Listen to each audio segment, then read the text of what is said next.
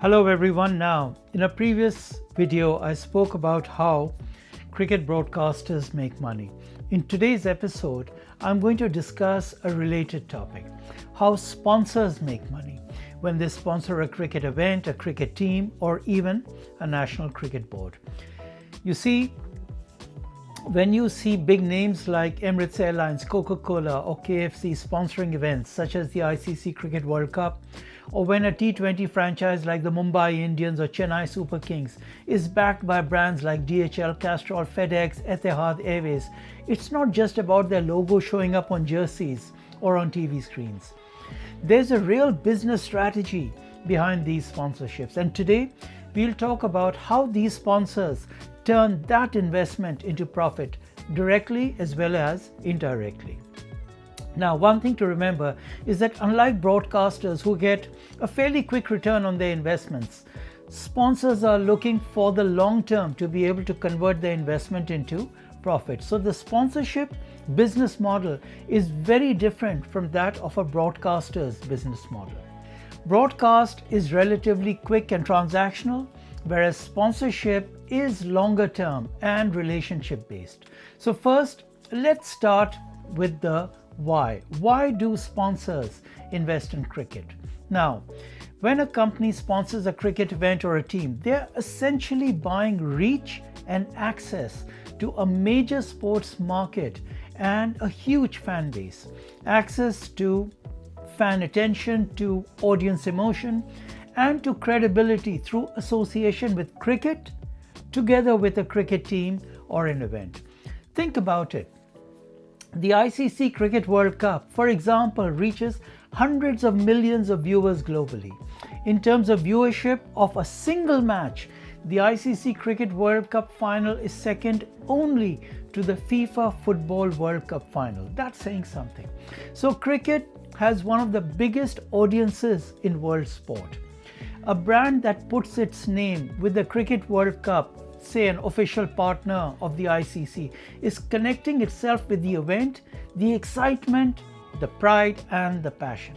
That connection helps the brand build awareness, improve its reputation and credibility, and in many cases drives sales. But not all cricket sponsorships are the same. When a company sponsors a cricket event like the World Cup, they get global exposure and association with the sport at the highest level.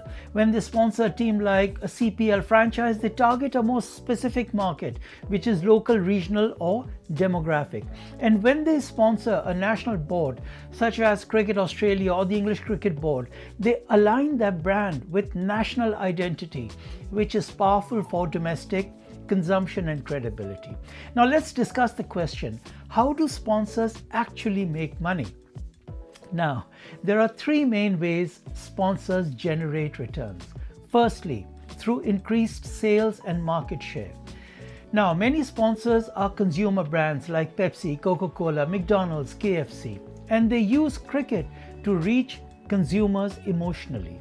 A fan who associates their favorite team or player with a product is more likely to buy that compared to a competing product. For example, when Coca-Cola sponsors the ICC, they don't make money directly from the World Cup, but their sales spike during the event because millions of fans see their ads, buy their drinks at stadiums, and connect emotionally with the brand. That boost in brand loyalty and recognition converts into future revenues. Secondly, brand visibility and customer confidence. Sponsorships are very powerful marketing tools. A logo on a player's shirt or on a pitch boundary is seen by millions every time a match is shown. This visibility leads to brand recall. So for instance, when people think of the Big Bash, they immediately associate it with KFC, the KFC Big Bash, a sponsor and a product that has now become part of the tournament's identity. Over this time, this drives brand confidence, and a trusted brand sells more, whether that's food, phones, cars, airlines, or even banking services. Thirdly, business relationships and privileges. Now, this is a side of sponsorship that fans rarely see, but it's incredibly valuable to the sponsors. Major sponsors will always get hospitality rights, VIP box access, free and paid for match tickets, and even meet and greet privileges with players and officials. They use these sponsor privileges and benefits to build business relationships, inviting important clients, investors, partners to matches and giving them an unforgettable experience. This kind of hospitality can help close major business deals or strengthen corporate relationships. This is an extremely important use by sponsors of their sponsorship privileges. So while the public sees a logo on a shirt, the sponsor might be using the event to entertain and win million-dollar clients right at the matches itself or behind the scene.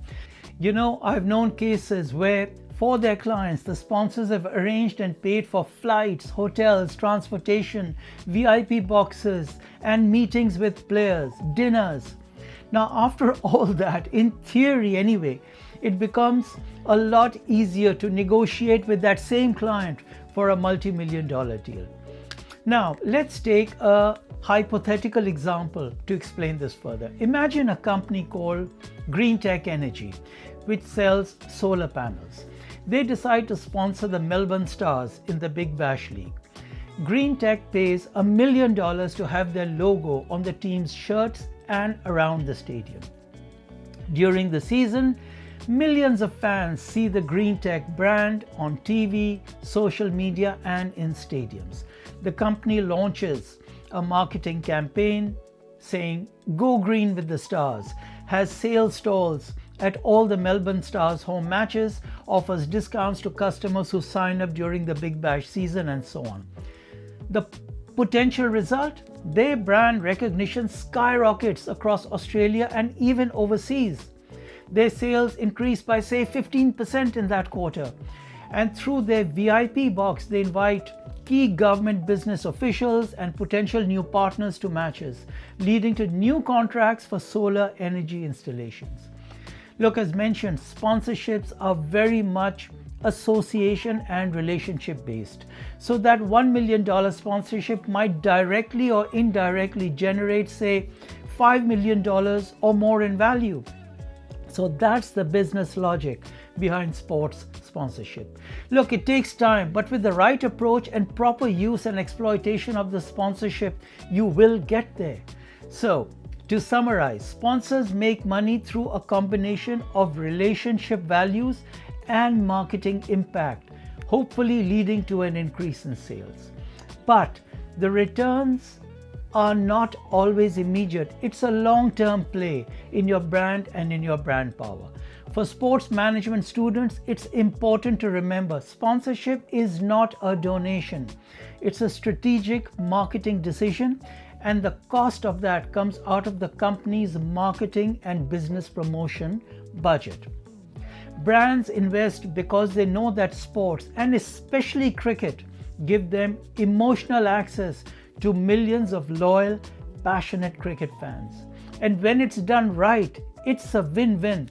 The sport gets financial support and the quality of the events improve, and the brand gets growth, exposure, long-term loyalty, and increased sales. So the next time you see a logo on a jersey or an ad on the boundary, remember, there's a very well thought out business strategy and execution plan that's behind that logo. Okay? Till next time.